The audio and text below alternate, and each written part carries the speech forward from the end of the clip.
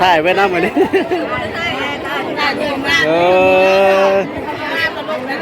ยามเบิด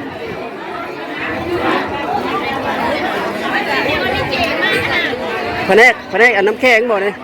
แผนกน้ำแข็งบ่ไรแล้วดีเจนี่ก็ใช้ตั้ง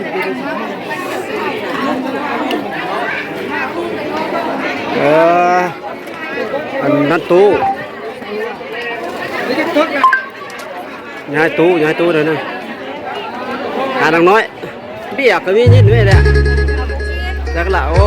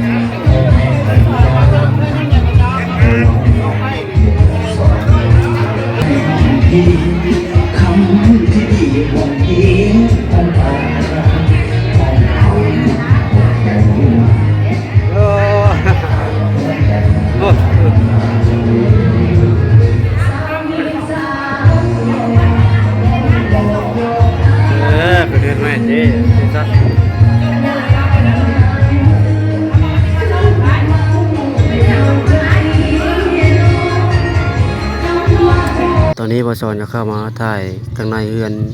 แต่ซักเพิ่นเนาะทาสีกระเบื้องงามไปตรงเลยเฮือนค่ำเฮือนคูนเนาะมีทั้งเพชรเนาะเพิ่นเอาหลานอยู่แล้วก็ทั้งเจวินเพิ่นเนาะหลายคนไปตรงเลยทั้งนกทั้งหลายเนาะอันนี้เพิ่นนั่งเว้าพื้นเว้าแซวกัน